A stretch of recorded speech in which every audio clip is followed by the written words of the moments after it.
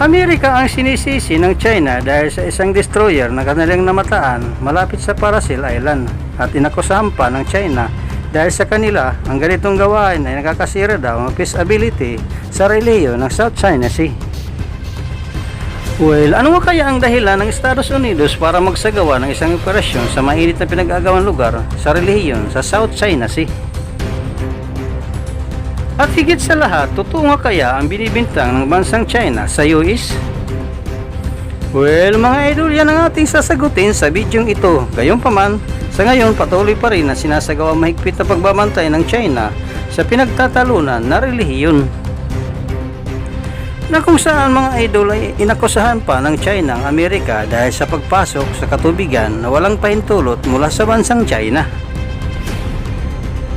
Well, maligayang pagbabalik sa ating munting channel mga idol, at kung bago ka pa lang sa ating munting channel at interesado ka sa ganitong video kung saan pwede ka makakuha ng mga kaalaman at impormasyon tungkol sa mga bagay-bagay, i-click mo lamang po ang subscribe button at notification bell para lagi po kayo updated sa tuwing may bago tayong mga video.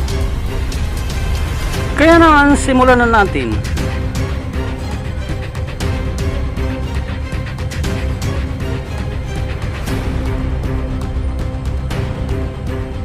Sa ngayon mga idol, naka-alerto pa rin ang mga kasundaluhan ng bantay dagat ng China.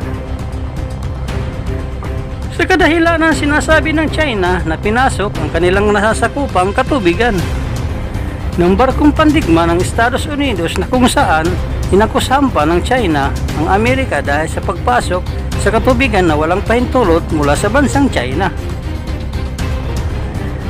Usap-usapan din ng mga eksperto na maaaring sinusubaybayan ng bansang Amerika ang China.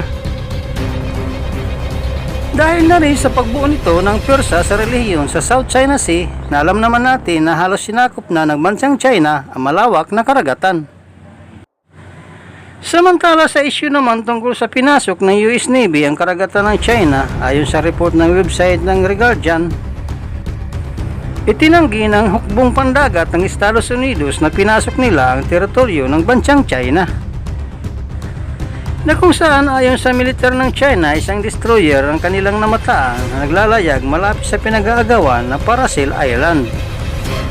Nasumubok pa nga ito na libutin ang buong katubigan, gayunpaman idineklara ng United States Navy na mali ang binibintang sa kanila ng bansang China. Gayunpaman pinipilit ng China na militar na pinasok ang kanilang katubigan na walang paalam sa bansang China. Ayon pa sa bantay dagat ng China, legal ito na pinasok ng barkong pandigma ng Estados Unidos ang kanilang katubigan dahil wala itong permiso o approval ng kanilang gobyerno. Isang patunay lamang na ito kapag na Estados Unidos na ang humarap sa pagiging agresibo ng China ay tiklop na ang mga army nito.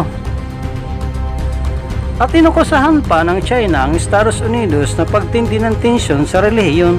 Sa madaling sabi, sinisisi ng China ngayon ang Estados Unidos sa pagpapawala ng peace and stability ng hostage Parasil Island. Samantala sa kabila, nagbinibintang ng China, ayon sa respondi ng US Navy 70, sinasabi nito na pagpapatuloy pa rin ng US Navy ang pagpapatrolya sa South China Sea. Ayon pa sa report na kahit anong mangyari ay patuloy pa rin na pagpapalipad at paglalayag at pag-ooperate ng mga sasakyang pagdigma ng Estados Unidos hanggang pinapayagan at sumusunod ito sa international na batas o international law.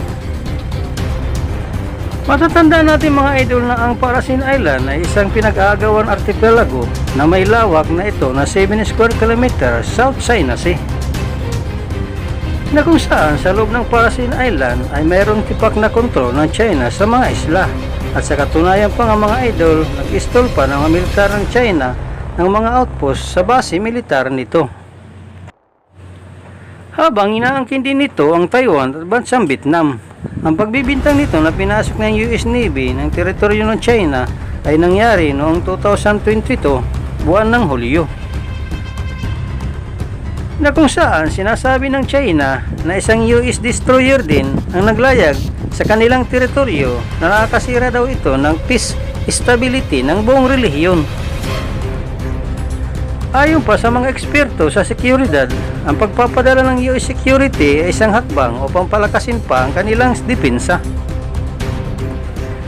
sa Asia-Pacific region at mapigilan ang anumang posibleng pag-atake ng China. Ang naturong barkong pangdigma ay may kakayahan na mag-accommodate ng napakalaking mga kasundaluhan at may range sa mahigit kumulang 9,500 nautical miles. Ang mga sinasagang pagbabantay ng Estados Unidos sa pinag-aagawang relihiyon ay mas pinalakas pa sa kasalukuyan,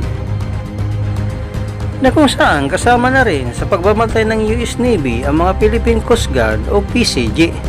Nais ng administrasyon ipagtanggol kung ano ang nararapat, lalong-lalo na sa mga mangingisdang Pilipino na nawawalang hanap buhay dahil sa pag-aangkin o pagsasagawa ng mga illegal fishing ng mga Chinese sa South China Sea.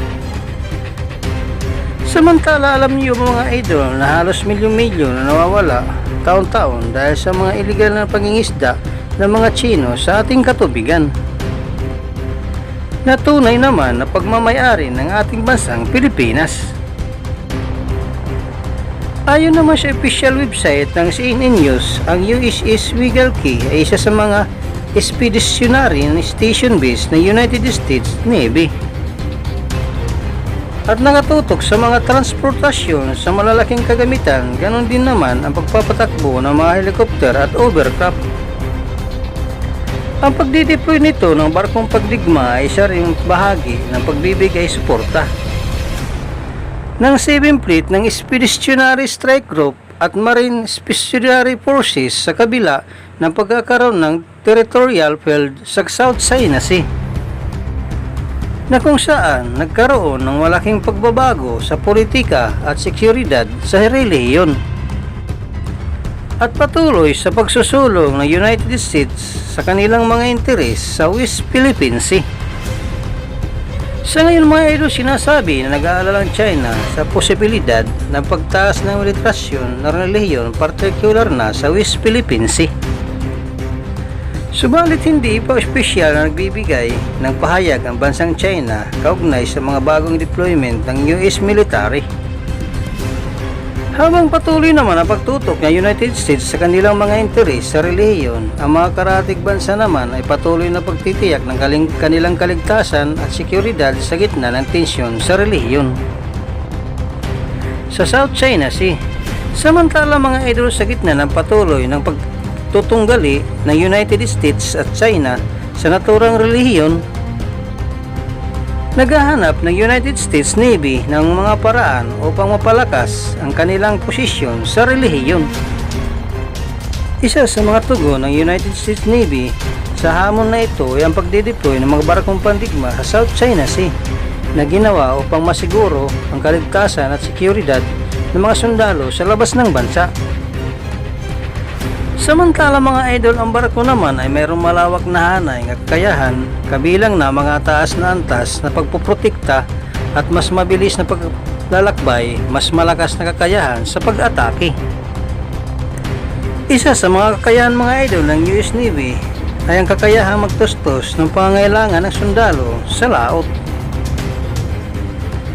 Ang matinding engkwentro sa People Liberation Army mga idol ay naganap sa panahon ng General Crescent ng Boymen, kung saan kasama ang Australian Navy at destroyer ng bansang Japan, ang GC Kisinari at ang US Navy destroyer ng USS Milius para sa trilateral transit sa South China Sea. Samantala, isang tagapagtanggol naman at tagapagsalita ng ABC News na nagsabi na patuloy minumonitor ng militar ng bansang China ang mga barko mga idol ay nagpakita ng malaking pagkabahala kaugnay sa paggamit ng electronic warfare capabilities. Ang mga sasakyan pandig na mga idol na natili sa deployment at na nakaraan linggo naman ay nakibahagi ng International Clip Interview ng Japanese Maritime Self-Defense Forces sa tabi ng baybayin ng Yokosuka. Ang pag-aaral ng imahe ng satellite mula sa nakaraang taon ay nagpapakita ng daang barkong militar ng bansang China na patuloy nag-ooperate sa mga isla ng Spratly araw-araw habang kailan lamang ay may high definition na larawan na nagpakita sa mga radar installation, airfield at never gun displacement. Kasama pa ang iba pang istruktura na tinayo doon at nakita naman natin mga idol ang pangamba ng China na lumalaki ng cash operation. Sa pagitan ng Australia, Estados Unidos at bansang Japan at maging ang Pilipinas ay nakita nila ng joint show at forces na kung saan isa sa mga nagsisikap ng mga bansa sa reliyon upang mapanatili ang kalayaan sa paglipat ng dagat at masiguro ang kaligtasan ng kanilang mga barko. Samantala kung ating susuriin naman ngayon mga idol ay nag-iingat na ang bansang China sa lumalaking operation sa pagitan ng Australia, Estados Unidos, Japan at ang ating bansang Pilipinas. Ito dahil sa pagsisikap ng mga bansang ito na magtayo ng isang magkabuluhang alyansa sa Asia-Pacific sa relihiyon sa gitna ng patuloy na tensyon sa West Philippine Sea at sa patinding pagbabanta ng China. Samantala hindi rin naman nakakagulat, pumayag ang mga bansang ito na magtayo ng mga matibay na samahan upang protektahan ang kanilang mga interes. Samantala mga idol sa kasalukuyan na may hindi pagkakaunawaan sa pagitan ng bansang China at iba pang mga bansa na may interes din sa South China Sea. Samantala mga idol ito naman ay nagdulot ng pagkabahala ng mga bansa sa posibilidad na pagka-estilit ng tensyon at patuloy na pagsalakay ng mga bansa sa China. Sa mga teritoryo nito mga idol ay patuloy na paghihimasok ng bansang China sa teritoryo ng bansang Pilipinas. Ay isang pangunahing dahilan kung bakit nagtutulungan ng Estados Unidos, Australia at ang bansang Japan upang suportahan ang Pilipinas. Sa kabila ng kahirapan na kinakaharap ng bansang Pilipinas, nakita ng mga bansang ito ang potensyal ng bansa upang maging malakas na kakampi sa relihiyon. Sa katunayan pa nga mga idol ay nagpahayag ang mga opisyal ng bansang Australia, Estados Unidos at ang bansang Japan na magbibigay daw sila ng tulong sa modernisasyon ng Armed Forces of the Philippines. Sa ngayon mga idol ay naka-alerto pa rin ang mga kasundaluhan ng pandagat ng bansang China. Sa kadahilan ng sinasabi ng China na pinasok ang kanilang nasasakubang katubigan ng barkong pandigma ng Estados Unidos. Para sa inyo mga idol, anong masasabi nyo sa topic na ito? Para sa inyong opinion, i-comment mo niyan sa ating comment section sa ibaba. At kung nagustuhan mo naman ang video ito, paiwan naman ako ng like at pasubscribe na rin sa ating munting channel. Maraming salamat po sa inyong panonood. Sama kayo na rin lang, mag-ingat, God bless. Bye bye!